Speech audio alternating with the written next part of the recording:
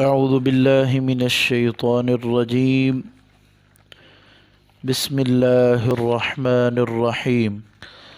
ولا جناح عليكم فيما عرضتم به من خطبة النساء أو أكننتم في أنفسكم علم الله أنكم ستذكرونهن ولكن لا تواعدوهن سرا إلا أن تقولوا قولا معروفا ولا تعزموا عقدة النكاح حتى يبلغ الكتاب أجله واعلموا أن الله يعلم ما في أنفسكم فاحذروا واعلموا أن الله غفور حليم. اور نہیں ہے گناہ تم پر فیما اس چیز میں عرضتم جو تم اشارہ کرو بھی یعنی اس کام کے ساتھ یعنی اشارہ کرنے کے ساتھ من خطبۃ النساء عورتوں کو منگنی کا پیغام دینے میں عورتوں کو نکاح کا پیغام دینے میں او اکننتم یا جو کچھ تم چھپاؤ فی انفسکم اپنے نفسوں میں تم پر اس بات میں کوئی گناہ نہیں کہ تم اشارتاً عورتوں کو نکاح کا پیغام دو یا اپنے نفسوں میں اس نکاح کے پیغام کو چھپاؤ. علم اللہ انکم ستذکرونہن اللہ جانتا ہے کہ تم ان کا تذکرہ ضرور کرو گے.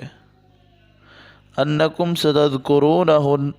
کہ عنقریب تم ان کا تذکرہ کرو گے. ولیکن لا تواعدوہن لیکن تم ان کو وعدہ مت دو سرًا پوشیدہ یعنی کوئی پوشیدہ وعدہ ان کو مت دو. الا ان تقولوا قولا معروفا مگر یہ کہ تم کوئی معروف بات کہو. اس آیت میں جو مسئلہ بیان کیا جا رہا ہے وہ یہ ہے کہ ایک عورت جس کا خاوند فوت ہو چکا ہے یا وہ طلاق یافتہ ہے تو اگر وہ اب عدت گزار رہی ہے اور اگر کوئی مرد اس عورت سے نکاح کا ارادہ رکھتا ہے تو وہ اس کو اشارتاً کوئی بات کہہ سکتا ہے جو اس بات پر دلالت کر رہی ہو کہ یہ مجھے جس سے وہ عورت سمجھ جائے کہ یہ مجھے نکاح کا پیغام دے رہا ہے. یعنی یہاں پر اللہ یہ کہہ رہے ہیں کہ اگر آپ اس عدت والی عورت کو جو عورت اپنی عدت کو پورا کر رہی ہے اس کو آپ نکاح کا پیغام دیتے ہیں یا نکاح کا پیغام دینے کے متعلق اپنے دل میں کوئی خیال کرتے ہیں تو اس پر تمہیں کوئی گناہ نہیں ہے. اللہ تو اس بات کو بہتر جانتا ہے کہ تم ان عورتوں کا ذکر ضرور کرو گے تو لہذا کوئی چھپے ان سے پرسنل میں ان سے رابطہ کر کے اور ان سے عہد لے لے اور وہ بھی وعدہ دے دیں وہ عورتیں بھی وعدہ دے دیں اور مرد بھی عہد لے لے کہ ہم عدت گزرنے کے بعد نکاح کریں گے تو اللہ کہتے ہیں کہ یہ عہد بھی نہیں لینا. الا ان تقولوا قولا معروفا ہاں اگر کوئی معروف بات کوئی مناسب بات کہہ دیتا ہے جس سے یہ اشارہ عورت کو ہو جاتا ہے کہ یہ مرد جو ہے وہ نکاح کا پیغام بھیج رہا ہے تو عدت میں عورت کی عدت میں ایسا کرنے سے میں کوئی حرج نہیں. ہاں ایک عورت اگر اس کو رجعی طلاق دی گئی اور وہ اس کی عدت میں ہے رجعی طلاق کا مطلب یہ ہے کہ وہ طلاق کہ جس میں مرد کو رجوع کا حق حاصل ہے رجعی طلاق عورت کو دی گئی ہے تو اس کی وہ عدت گزار چکی ہے تو اس میں کوئی اور مرد اس کو نکاح کا پیغام نہیں دے سکتا اس کے لیے حرام ہے. ہاں اگر اس کا خاوند جو ہے وہ صرف اس کو اشارتاً یا پھر اسے دوبارہ رجوع کرنے کے حوالے سے گفتگو کر سکتا ہے. وَلَا تَعْزِمُوا عُقْدَةَ النِّكَاحِ حَتَّى يَبْلُغَ الْكِتَابُ أَجَلَهُ اور تم نکاح کی گرہ کا عزم نہ کرو جب تک عدت جو ہے جب تک لکھا ہوا اپنی مدت کو نہیں پہنچ جاتا ہے. یبلغ الکتاب حتیٰ یہاں تک کہ یبلغ پہنچ جائے الکتاب لکھا ہوا اجلہ اپنی مدت کو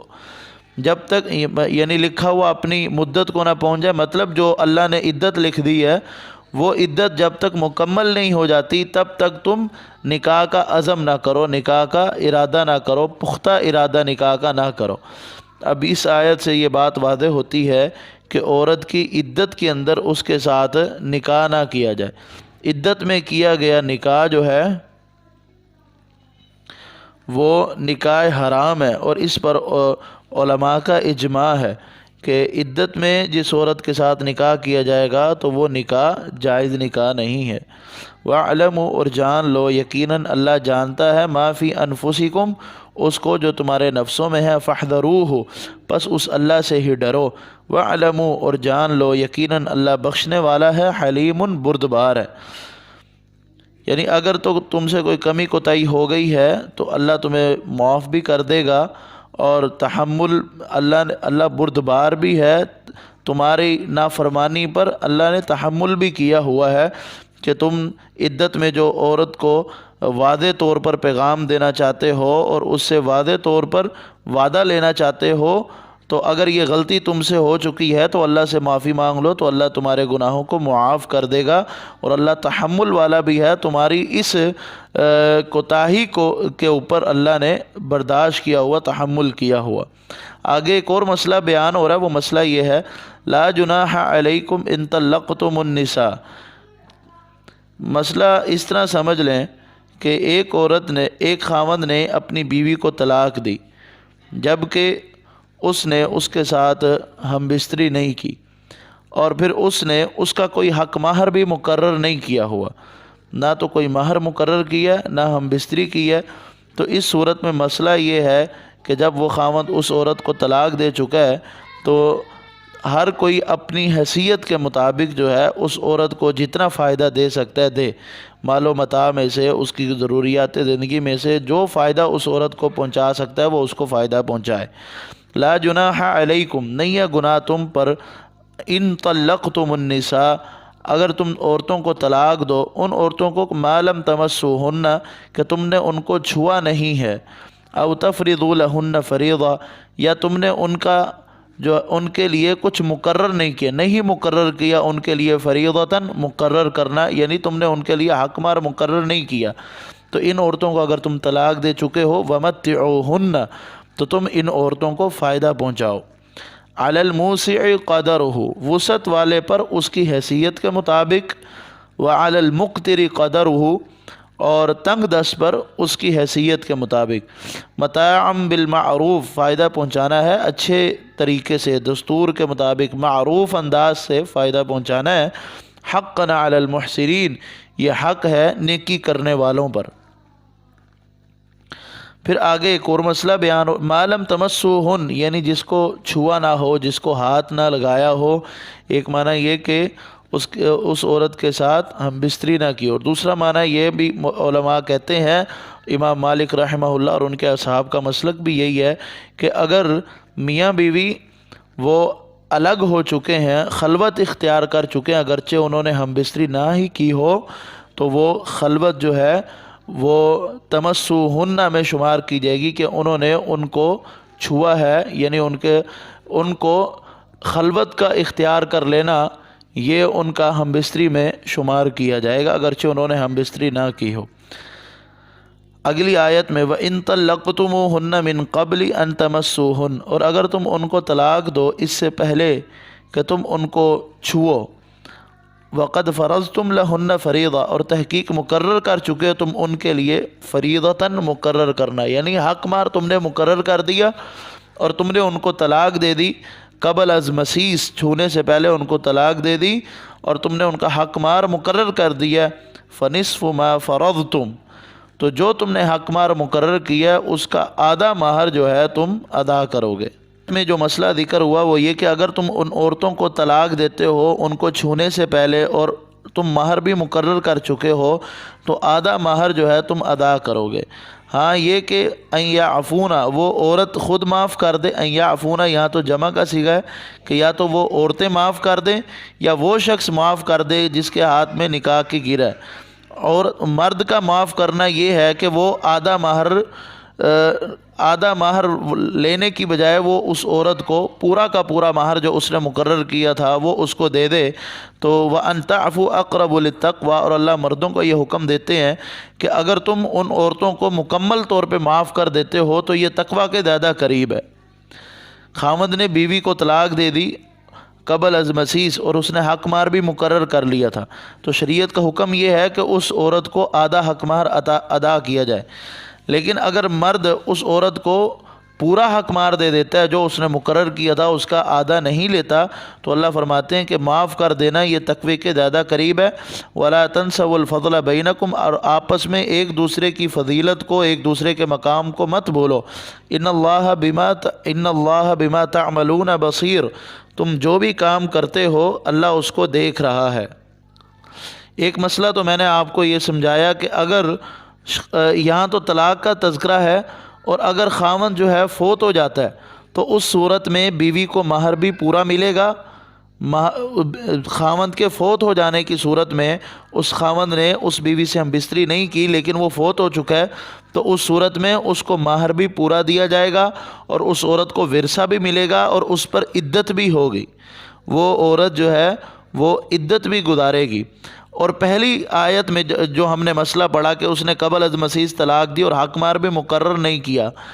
تو قبل از مسیس طلاق کی صورت میں عورت پر عدت نہیں ہے، بلکہ وہ شوہر سے رخصت ہو کر فوراً اور جگہ پر نکاح کر سکتی ہے۔ یعنی ایک عورت کو اگر اس کے خاوند نے قبل از مسیس طلاق دی ہے تو اس عورت کے اوپر عدت نہیں ہے، وہ طلاق ملنے کے فوراً بعد کسی اور جگہ نکاح کر سکتی ہے۔ اچھا، ایک مسئلہ اور بھی ہے، اور وہ مسئلہ یہ ہے کہ ایک عورت جس کا مہر مقرر ہو چکا تھا اور خاوند اس کو بعد از مسیس طلاق دے، جب اس کو بعد از مسیس طلاق دے گا یعنی چھونے کے بعد طلاق دے گا تو وہ پورا حق مہر ادا کرے گا۔ اسی طرح ایک مسئلہ یہ ہے کہ جب نکاح ہو رہا تھا اس وقت مہر مقرر نہیں تھا، مگر اس نے بعد از مسیس جو ہے طلاق دی، اس صورت میں عورت مہر مثل کے حقدار ہوگی۔ مہر مثل یہ ہوتا ہے کہ جس طرح اس عورت کے خاندان میں عورتوں کو جو حق مہر ادا کیا جاتا ہے تو اس عورت کو اتنا حق مہر دیا جائے گا۔ یعنی یہ کس صورت میں کہ نکاح ہو چکا تھا لیکن نکاح کے وقت مہر مقرر نہیں تھا اور اس بندے نے طلاق بھی بعد از مسیس دی، بعد از مسیس طلاق دی، اور پھر اس صورت میں عورت کو مہر مثل ادا کیا جائے گا، یعنی وہ مہر جو عورت کے خاندان کی دوسری خواتین کو مہر ادا کیا گیا ہے اتنا ہی مہر اس عورت کو ادا کیا جائے گا۔ ان مسائل کے ذکر کرنے کے بعد اللہ سبحانہ و تعالی یہ فرماتے ہیں حافظوا علی الصلوات والصلاۃ الوسطی، نمازوں کی حفاظت کرو، والصلاۃ الوسطی، حافظوا حفاظت کرو، علی الصلوات تمام نمازوں کی، والصلاۃ الوسطی اور درمیانی نماز کی، وقوموا للہ قانتین اور کھڑے ہو جاؤ اللہ کے لیے چپ کر کے ادب کے ساتھ کھڑے ہو جاؤ۔ قانتین کے ویسے کئی معنی ہیں لیکن یہاں اس کا معنی یہ ہے کہ چپکے سے، ادب سے، بغیر کسی قسم کی گفتگو کیے اللہ کے سامنے کھڑے ہو جاؤ، سکوت اختیار کر لو، خاموشی اختیار کر لو۔ حافظوا علی الصلوات، نمازوں کی حفاظت کرو، اور نماز وسطیٰ کی حفاظت کرو۔ یہاں پر پہلے یہ حکم ہوا کہ نمازوں کی حفاظت کرو اور پھر ان نمازوں میں سے ایک نماز کو الگ اس کا ذکر کر کے کہا گیا کہ درمیان والی نماز کی خاص طور پر حفاظت کرو۔ اب وہ درمیان والی نماز کیا ہے؟ راجح اور صحیح قول کے مطابق سیدہ عائشہ رضی اللہ تعالی عنہا فرماتی ہیں کہ صلاۃ وسطیٰ سے مراد نماز عصر ہے، اور رسول اللہ صلی اللہ علیہ وسلم نے غزوہ احزاب کے موقع پر فرمایا تھا شغلونا عن الصلاۃ الوسطیٰ صلاۃ العصر ملأ اللہ قبورہم واجوافہم نارا، ان لوگوں نے، ان کافروں نے ہمیں نماز عصر سے غافل کر دیا، ہم نماز عصر نہیں پڑھ سکے، مشغول رہے کام میں اور نماز عصر کی ادائیگی نہیں کر سکتے، اللہ ان لوگوں کے قبروں کو اور ان کے گھروں کو آگ سے بھر دے، جہنم کی آگ سے ان کے گھروں کو اور ان کے قبروں کو بھر دے۔ لہذا صلاۃ وسطیٰ سے مراد نماز عصر ہے، اور عصر کی نماز کے حوالے سے رسول اللہ نے فرمایا کہ جس بندے کی عصر کی نماز فوت ہو گئی وطر اہلہ ومالہ، اس کا اہل بھی برباد ہو گیا اور اس کا مال بھی برباد ہو گیا، اہل و عیال میں بھی کوئی باقی نہ رہا اور اس کا مال اس کے پلے بھی کچھ نہ رہا۔ یہ کیفیت اس بندے کی ہے جس کی عصر کی نماز فوت ہو جائے۔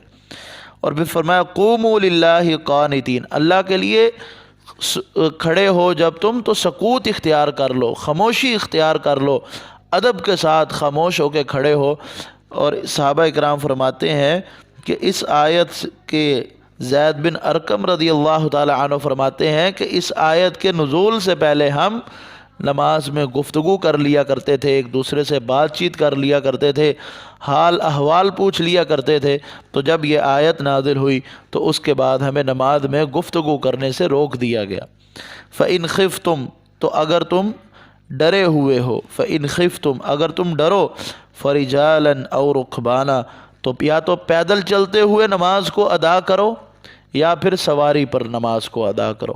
نماز کسی بھی صورت میں معاف نہیں ہے۔ اگر تم حالت امن میں ہو تو جس طرح اللہ نے تم کو سکھایا ہے نماز کو ادا کرنا تو اس طرح نماز ادا کرو۔ اگر تم حالت خوف میں ہو تو چاہے پھر چل رہے ہو تو نیت کرو، قبلے کی طرف رخ کرو اور نماز کی ادائیگی کرو۔ اور اسی طرح اگر تم سواری پر ہو نیت کرو، قبلے کی طرف رخ کرو اور اپنی نماز کو مکمل کرو۔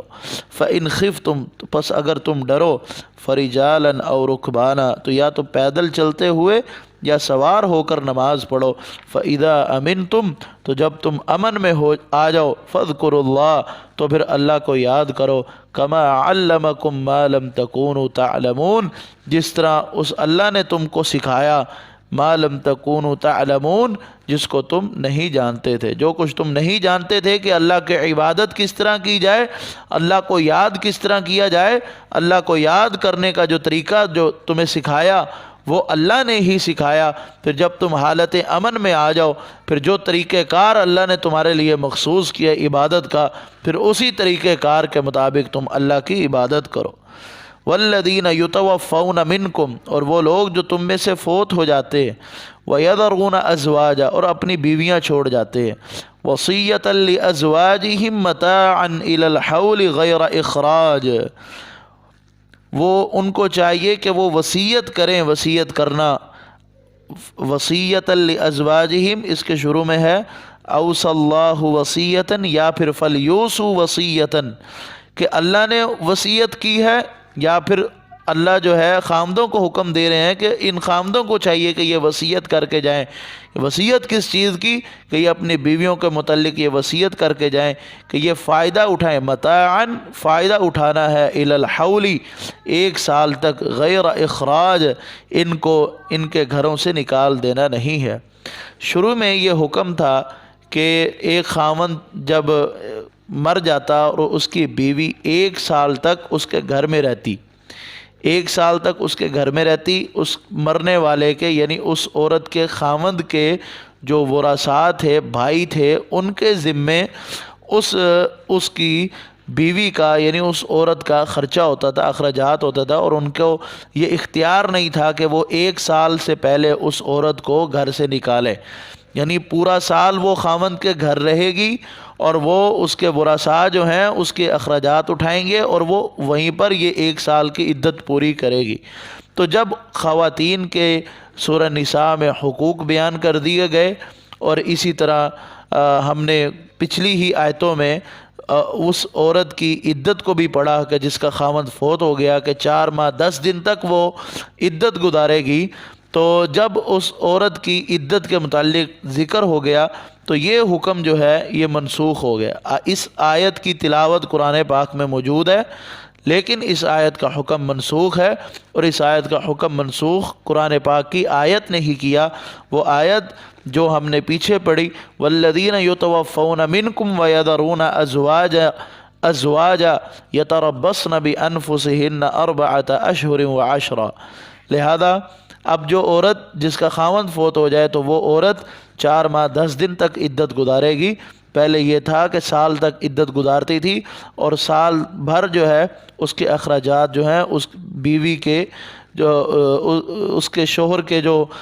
رشتہ دار ہوتے، وہ رثا ہوتے، وہ اس کے اخراجات اٹھاتے تھے۔ اب 4 ماہ 10 دن تک اس کے اخراجات اٹھانا اور خاوند کے گھر میں عدت گزارنا یہ عورت کے اوپر لازمی ہے، اور 4 ماہ 10 دن سے پہلے خاوند کے جو رشتہ دار ہیں، وہ رثا ہیں، وہ اس عورت کو اس کے خاوند کے گھر سے نہیں نکال سکتے۔ ہاں، جب وہ عورت اپنے 4 ماہ 10 دن کی عدت پوری کر لے گی، پھر وہ جو چاہے کرنا چاہے، وہ نکاح کرے اور جگہ، یا جو اپنے بارے میں وہ کوئی فیصلہ کرے، وہ اس کو اختیار ہے۔ اور اسی طرح پہلے یہ ہوتا تھا کہ 1 سال تک وہ رہتی تھی، اور 1 سال کے اندر اندر اگر وہ جانا چاہتی، اس گھر کو چھوڑنا چاہتی، تو اس عورت کے پاس اختیار ہوتا تھا، کیونکہ اگلی آیت میں اللہ فرماتے فَإِنْ خَرَجْنَا، اگر وہ نکل جائیں، فَلَا جُنَاحَ عَلَيْكُمْ، تو تم پر کوئی گناہ نہیں، فِي مَا فَعَلْنَ فِي أَنفُسِهِنَّ مِن مَّعْرُوف، جو وہ اپنے بارے میں کوئی کام کریں، من معروف طریقے سے۔ یعنی اگر وہ 1 سال سے پہلے بھی جانا چاہتی تو ان کو شریعت نے یہ اجازت دی تھی کہ وہ 1 سال سے پہلے بھی جا سکتی ہے، اور 1 سال یا پھر 1 سال پورا ہونے کے بعد وہ جہاں جانا چاہے اس کو یہ اجازت تھی کہ وہ جہاں جانا چاہے چلی جائے، اسی گھر میں رہے، اگر وہ رثا کے ساتھ تعلقات ٹھیک تھے، یا پھر وہ کہیں اور جگہ شادی کرنا چاہتی ہے تو اور جگہ شادی کر کے اس کے ساتھ اپنا گھر بسا لے۔ واللہ عزیز حکیم، اللہ غالب ہے، حکمت والا ہے۔ وَلِلْمُطَلَّقَاتِ مَتَاعٌ بِالْمَعْرُوف، طلاق والی عورتوں کو فائدہ پہنچانا ہے اچھے انداز سے، حقاً علی المتقین، یہ حق اللہ نے متقی لوگوں پر رکھا ہے۔ پچھلی آیت میں ہم نے یہ پڑھا تھا کہ وہ عورت کہ جس کو اس کے خاوند نے قبل از مسیح طلاق دی اور اس نے اس کا مہر بھی مقرر نہیں کیا تھا، تو اس عورت کو فائدہ پہنچایا جائے۔ اب یہاں پر جو بھی طلاق والی عورت ہے، اس کے ساتھ چاہے اس کو بعد از مسیح طلاق ملی اور حق مہر مقرر بھی ہو چکا، تو پھر بھی یہاں پر مطلقاً عام حکم یہ دیا جا رہا ہے کہ طلاق یافتہ عورت کو، یعنی عورت کو طلاق دینے کے بعد اس کے ساتھ حسن سلوک کیا جائے، اس کو حتی الامکان ہر صورت میں اس کو فائدہ پہنچایا جائے۔ کذالک یبین اللہ لکم آیاتہ لعلکم تعقلون، اسی طرح اللہ تمہیں اپنی آیات بیان کرتا ہے تاکہ تم سمجھو۔ الم تر الی الذین خرجوا من دیارہم، کیا آپ نے ان لوگوں کو نہیں دیکھا، خرجوا من دیارہم، جو اپنے گھروں سے نکلے، وہم الوف، جبکہ وہ ہزاروں تھے، الوف الف کی جمع، جبکہ وہ ہزاروں تھے، حذر الموت، موت کے ڈر سے،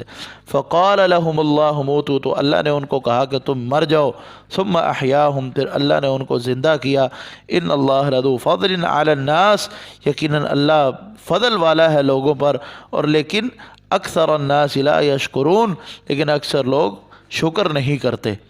یہاں پر اس آیت الم تر الی الذین خرجوا من دیارہم وہم الوف حذر الموت، کہ آپ نے ان لوگوں کو نہیں دیکھا کہ جو اپنے گھروں سے نکلے تھے اور وہ ہزاروں کے تعداد میں تھے، اور گھروں سے نکلنے کی وجہ ان کا صرف موت کا ڈر تھا، یعنی موت کے ڈر کی وجہ سے انہوں نے اپنا گھر بار چھوڑ کر اپنے گھروں سے باہر آ چکے تھے، کہ آپ نے ان کو نہیں دیکھا۔ اب رسول اللہ صلی اللہ علیہ وسلم کی حدیث سے یہ ثابت نہیں ہوتا یعنی وہ کون لوگ تھے،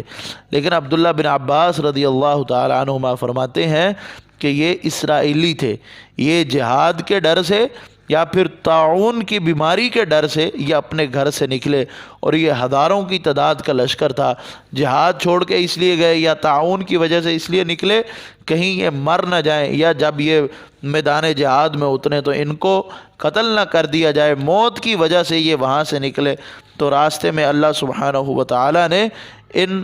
تمام کو کہا موتو، مر جاؤ، تو اللہ نے ان تمام لوگوں کو مار دیا۔ تو اللہ کے ایک نبی کا وہاں سے گزر ہوا تو اس نے ان کے لیے دعا کی، تو اللہ نے اس نبی کی دعا کو قبول کر کے ان کو دوبارہ زندہ کیا۔ ثم احیاہم کا مطلب یہی ہے۔ اور یہاں سے ایک بات یہ بھی سمجھ آتی ہے کہ دنیا کے اندر اللہ سبحانہ و تعالی نے یہ معاملات دکھائے ہیں کہ اللہ نے پوری قوم کو، جہاں یہ ہزاروں کا لشکر تھا، اس کو دنیا میں مارا اور پھر دنیا میں ہی اس کو دوبارہ زندہ کیا۔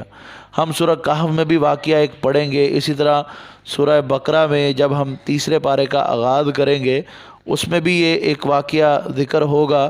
تو یہ تمام واقعات جو ہیں یہ سب اس بات پر دلالت کر رہے ہیں کہ جو اللہ انسان کو زندہ کرنے پر قادر ہے وہی اللہ انسان کو مارنے پر بھی قادر ہے، اور اللہ مار کر انسان کو دوبارہ زندہ کرنے پر بھی قادر ہے۔ لہذا یہ سب اللہ کے اختیار ہیں، اللہ ہر چیز پر قدرت رکھنے والا ہے۔ وَقَاتِلُوا فِي سَبِيلِ اللَّهِ وَاعْلَمُوا أَنَّ اللَّهَ سَمِيعٌ عَلِيمٌ، اور تم اللہ کے راستے میں قتال کرو اور جان لو یقیناً اللہ سننے والا جاننے والا ہے۔ آگے فرمایا مَنْ ذَا الَّذِي يُقْرِضُ اللَّهَ قَرْضًا حَسَنًا، کون ہے وہ شخص جو اللہ کو قرض حسنہ دے، فَيُضَاعِفَهُ، تو اللہ دگنا کرے گا، لہو اس کے لیے، اضعافاً کثیرہ، بہت زیادہ دگنا کرنا، بہت دگنا اللہ اس کے لیے اس کا مال کر دے گا۔ واللہ یقبض ویبسط، اللہ ہی لوگوں کا رزق بند کرتا ہے، ویبسط، اور اللہ ہی رزق کو کشادہ کرتا ہے۔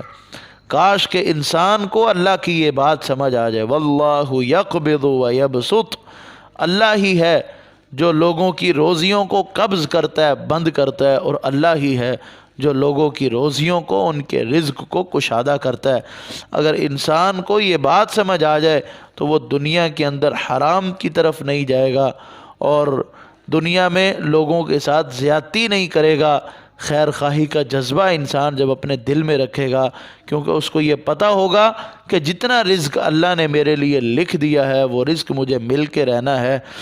واللہ یقبض ویبسط، اللہ ہی رزق کو کشادہ کرتا ہے اور اللہ ہی رزق کو بند کرتا ہے۔ وَإِلَيْهِ تُرْجَعُونَ، اور تم نے اس اللہ کی طرف ہی لٹایا جانا ہے۔ تم دنیا کے اندر اپنی منمانی مت کرو، حلال طریقے سے کھاؤ اور حرام سے اجتناب کرو۔ اگر تم حلال و حرام میں خلط ملط کرو گے، پرواہ نہیں کرو گے، بس یہی فکر بناؤ گے کہ بس مال آئے اور ذریعہ جون سا بھی ہو، تو پھر یاد رکھو کہ تم نے اللہ کی بارگاہ میں پیش ہونا ہے۔ الیہ ترجعون، تم اس اللہ کی طرف لوٹائے جاؤ گے، پھر اس اللہ نے تمہارا بہترین انداز سے حساب کرنا ہے۔ اگر تم حلال کھاتے ہوگے تو جنت کی صورت میں بدلہ ملے گا، اگر حرام کھاتے ہوگے تو اللہ پھر سزا بھی دیں گے۔ من ذا الذی یقرض اللہ قرضا حسنا، کون ہے جو اللہ کو قرض حسنہ دے، کون ہے جو اللہ کو قرض حسنہ دے؟ اور اللہ کو قرض حسنہ کیا ہے؟ کہ اللہ کے راستے میں مال کو خرچ کیا جائے، جہاد میں مال کو خرچ کیا جائے، لوگوں کی امداد میں مال کو خرچ کیا جائے، لوگوں کی ضروریات زندگی میں مال کو خرچ کیا جائے۔ اور جو شخص اللہ کی رضا کے لیے مال کو خرچ کرتا ہے فَيُضَاعِفَهُ لَهُ أَضْعَافًا كَثِيرًا، اللہ اس کے لیے اس کے مال کو دگنا کر دیتا ہے اور بہت زیادہ دگنا کرتا ہے۔ اور اللہ جب دینے پہ آتا ہے تو اللہ انسان کے خلوص، اس کے تقوی اور اس کی عبادت کے معیار کو دیکھ کر اللہ سبحانہ و تعالی بندے کو عطا کرتے ہیں۔ صدقہ کرنا یہ عبادت ہے، انسان جب صدقہ کرتا ہے اور اس صدقے میں خلوص پیدا کرتا ہے، نیک نیتی پیدا کرتا ہے، تو اللہ اس نیک نیتی کا انسان کو اجر بھی دیتے ہیں، اور اس نیک نیتی کے اعتبار سے اللہ دنیا میں بھی اسے بڑھا چڑھا کے روزی دیں گے، اور اللہ آخرت میں بھی اس کو بڑھا چڑھا کر رزق مہیا کریں گے۔ جب یہ آیت کریمہ اتری تو ایک شخص رسول اللہ صلی اللہ علیہ وسلم کی خدمت میں حاضر ہوا، اور اس کے باغ میں 600 کھجور کے درخت تھے۔ اس نے اس آیت کو سننے کے بعد اپنا وہ پورا کا پورا باغ اللہ کے راستے میں صدقہ کر دیا۔ لہذا یہ صحابہ کرام تھے کہ جنہوں نے قرآن پاک پر صحیح معنوں پر عمل کر کے دکھایا کہ جو اللہ کو قرض حسنہ دے گا اللہ اس کو بدلے میں بڑھا چڑھا کر دے گا۔ من ذا الذی یقرض اللہ قرضا حسنا فہو یخلفہ، جو شخص اللہ کو قرض دے گا یعنی اللہ کے راستے میں خرچ کرے گا، فہو یخلفہ، اللہ سبحانہ و تعالی اس کو اس کا بہترین بدل عطا کریں گے۔ یعنی جو چیز انسان اللہ کے راستے میں خرچ کرتا ہے اس سے بھی بہترین چیز اللہ بندے کو عطا کرتے ہیں۔ طلاق کے مسائل جو ہم نے آج پڑھے ہیں میں اس کو ایک دفعہ پھر دہرا دیتا ہوں۔ پہلا مسئلہ تو یہ ہے کہ ایک عورت جس کو طلاق ہو گئی ہو، وہ اپنی عدت گزار رہی ہو، یا وہ عورت جس کا خاوند فوت ہو چکا ہو اور وہ اپنی عدت گزار رہی ہو، تو عدت میں عورت کو واضح لفظوں میں نکاح کا پیغام دینا اس کو شریعت نے حرام قرار دیا ہے۔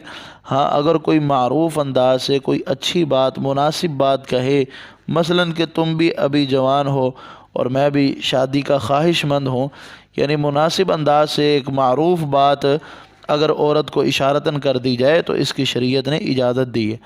دوسرا مسئلہ یہ کہ عدت کے اندر نکاح کرنا یہ حرام ہے، شریعت نے اس کو جائز قرار نہیں دیا۔ اور تیسرا مسئلہ جو ہم نے آج کے سبق میں پڑھا وہ یہ کہ ایک شخص اپنی بیوی کو قبل از مسیس اور حق مار مقرر کرنے سے پہلے طلاق دے دیتا ہے، تو اس مرد کو چاہیے کہ وہ اس عورت کو فائدہ پہنچائے، اور جس کو قبل از مسیس اور قبل از حق مار مقرر کرنے کے طلاق مل گئی ہے اس عورت پر کوئی عدت نہیں ہے۔ پھر ایک مسئلہ یہ بیان ہوا کہ ایک آدمی نے اپنی بیوی کو طلاق دی قبل از مسیس، لیکن اس نے حق مار مقرر کر دیا تھا، تو اب اس کو چاہیے کہ وہ اس میں سے آدھا حق مار جو ہے وہ ادا کرے۔ لیکن اللہ کہتے ہیں کہ اگر وہ معاف کر دیتا ہے، یعنی عورت کہتی میں نے آدھا بھی نہیں لینا، میں نے تجھے معاف کیا، تو وہ بھی عورت کے پاس اختیار ہے، زبردستی کرنا یہ جائز نہیں۔ اور مرد کو چاہیے کہ وہ بھی معاف کر دے، اور مرد کا معاف کرنا یہ ہے کہ وہ کہتا ہے جو آدھا تو نے پورے حق مار میں سے آدھا تو تجھے میں نے دینا ہے، جو باقی آدھا مجھے تو نے دینا ہے وہ بھی مجھے نہ دے، میں نے پورا حق مار تجھے دے دیا۔ اگر مرد ایسا کرتا ہے، اور اللہ نے مرد کو ترغیب دلاتے ہوئے یہ کہا ان تعفو اقرب للتقوی، اگر تم پورا ہی حق مار عورت کو معاف کر دیتے ہو تو یہ تمہارے لیے تقوی کے قریب ترین مسئلہ ہے۔ اسی طرح ایک صورت یہ ہے کہ ایک شوہر قبل از مسیس وفات پا جائے، یعنی ایک آدمی بیوی کے ساتھ ہم بستری کرنے سے پہلے ہی وفات پا جائے، تو وہ بیوی جو ہے پورا حق مہر لے گی، بیوی پورا حق مہر لے گی اور اسے ورثے سے بھی ملے گا اور اس پر عدت بھی ہوگی۔ اور یہی حکم آپ صلی اللہ علیہ وسلم نے بروا بنت واشق کے مسئلے میں کیا۔ اسی طرح ایک مسئلہ یہ ہے کہ مہر تو مقرر ہو چکا ہے اور خاوند نے چھونے کے بعد طلاق دی ہے، تو وہ پورا حق مہر اس کو عورت کو ادا کیا جائے گا۔ اسی طرح ایک مسئلہ یہ ہے کہ نکاح کے وقت مہر مقرر نہیں تھا مگر بعد از مسیس اس نے طلاق دے دی، تو اس صورت میں عورت کو مہر مثل دیا جائے گا۔ اور مہر مثل یہ ہے کہ جو مہر عورت